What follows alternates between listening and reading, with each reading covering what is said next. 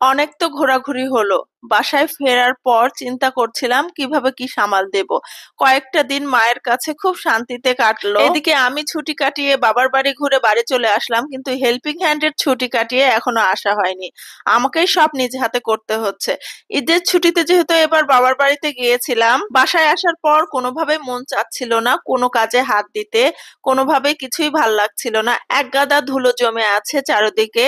আর 4-5 দিনে এত বেশি ধুলো ময়লা কোথা থেকে আসলো আল্লাহ জানে। জানালা দরজা তো সব বন্ধই ছিল, তারপরেও কিন্তু এত ধুলা এসেছে। যাই হোক, সবকিছু ফার্নিচার টার্নিচার মুছে নিলাম। সবার আগে বাচ্চাদের টেবিল গুলো মুছেছি, কারণ ওদের পড়াশোনার জন্যই আর থাকা হলো না। বড় কন্যার প্রাইভেট, ছোটগুলার টিউটোরিয়াল পরীক্ষা, সব মিলিয়ে থাকাটা আর হলো না। সেজন্য এত তাড়াতাড়ি থাকার ইচ্ছা থাকলেও তাড়াতাড়ি চলে আসতে হলো। আর শুধু ফার্নিচার মুছলেই তো হবে না, এক গাদা কাপড় চোপড় জমে আছে সেগুলোও কাচলাম।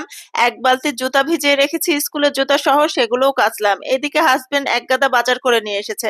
আর বাজারে যাওয়ার সময় কিন্তু আমি তাকে বলে দিয়েছিলাম, তুমি এই নতুন নতুন যেগুলো সবজি উঠেছে সেগুলো নিয়ে আসবা। একটা মাস রোজা থাকার পরে এখন খাওয়ার রুচিটা কিছুটা কমে গেছে। মনে হচ্ছে যে রোজাই আছি, তারপরেও তো খেতে হবে, বাচ্চারা আছে, সেই জন্য রান্না বান্না শুরু করে দিয়েছি। আর বাচ্চাদের জন্য কিন্তু মাছ ভেজে নিয়েছি, আর আমাদের জন্য শুধু মাছের ঝোল করব।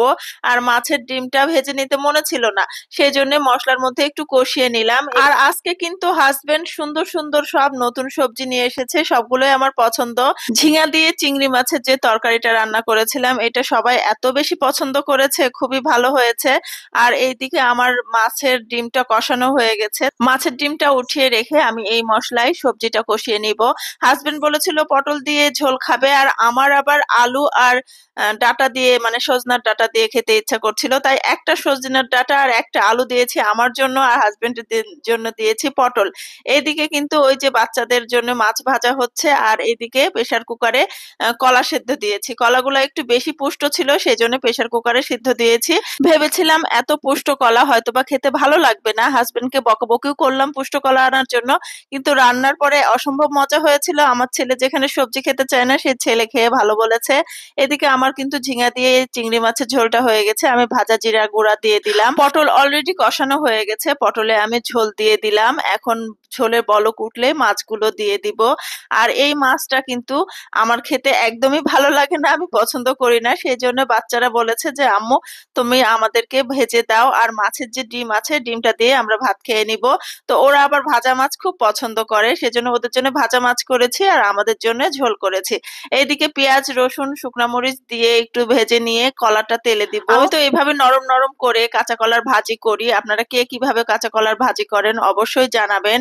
ওইদিকে সব রান্না বান্না শেষের পথে তখন একটু ভাত বসালাম। বাবার বাড়ি যাই আর যেখানেই যাই, বাড়ি এসে কাজের শেষ থাকে না, ঘরে ঢুকতে হয় ঝাড়ু হাতে করে। এদিকে আমার মাছটা রান্না করা হয়ে গেল, আমি মাছে ভাজা জিরার গুঁড়া দিয়ে দিলাম। তো আজকের মতো রান্না বান্না এখানেই শেষ, আর আমার ভিডিওটাও শেষ। সবাই ভালো থাকবেন, আল্লাহ হাফেজ।